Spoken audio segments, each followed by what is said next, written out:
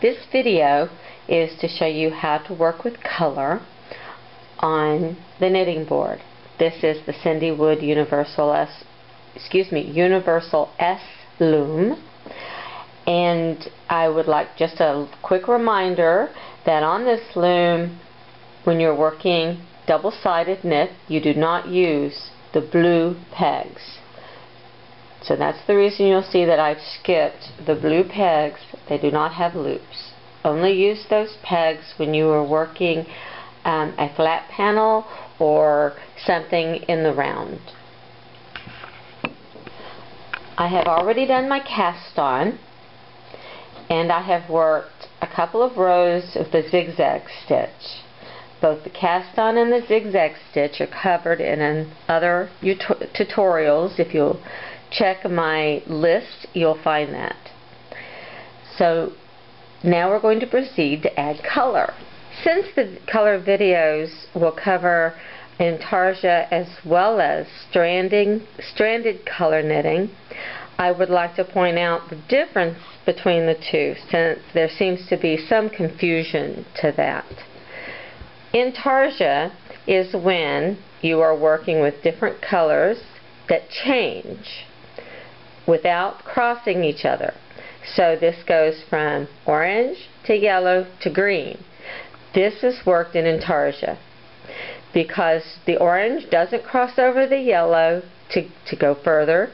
The yellow doesn't cross over the green to go further.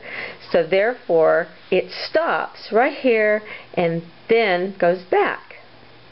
That's the difference, because there's no strands behind the knitting. This area is stranded color knitting because this gold color is carried from here to here to here. Now it could be worked in intarsia also, but for simplicity it was worked in stranded, so that the pegs were wrapped here and then skipped these pegs, then carried to this pegs, skipped and carried to this pegs, and so on. That leaves a strand of gold behind each non-gold color. I hope that clears up some of the confusion. If not, send me an email and I'll see if I can help a little further. Now on with the tutorial. The first technique I'll cover is intarsia. For simplicity's sake, we will work with two colors only. The red, which is already on the loom, and then we'll add this light blue. I've already worked 6 pegs on one side, both sides.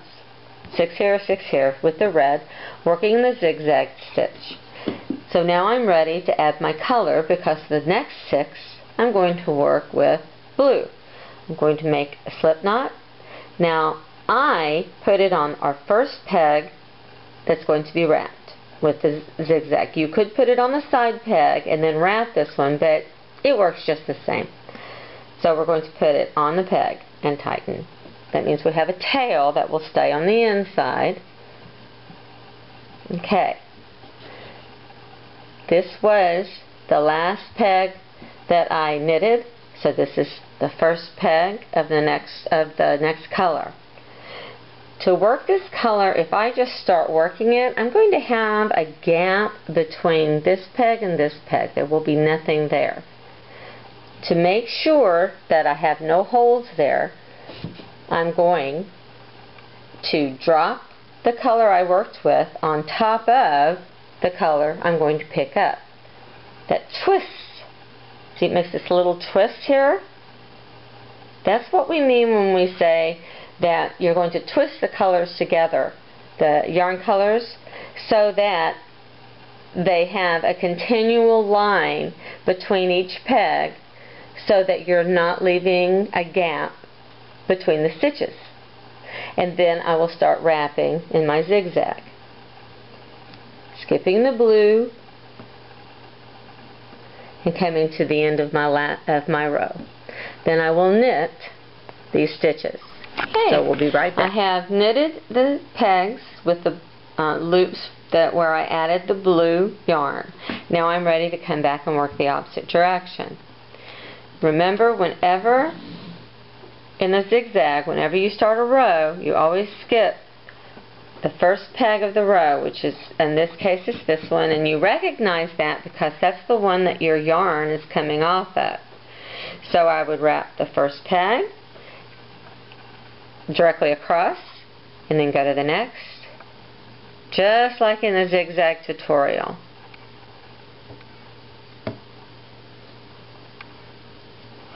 Okay, now I am at my last blue, because here it changes to red. So what am I going to do? Well, first thing I'm going to do is to knit this peg so that it will hold the yarn in place, this one and the one directly across from it, so that I don't have to worry about it unraveling off the pegs. And I'm going to lay the yarn that I have worked with on top of the yarn that I'm picking up. Pick up that yarn, and it's going to twist. See, it makes another twist right here. Again, that that ensures I will not have a gap between the stitches. Now we'll come and the next peg that will be wrapped is directly across. We're working our zigzag stitch all the way back. This is actually, intarsia on the knitting loom is so much easier than needles. Once you understand that what intarsia is, you will not have any problems working it on your knitting loom or your knitting board. Okay, and now we're going to knit the stitches. And we'll kind of do the same for all the rows of intarsia for all the colors.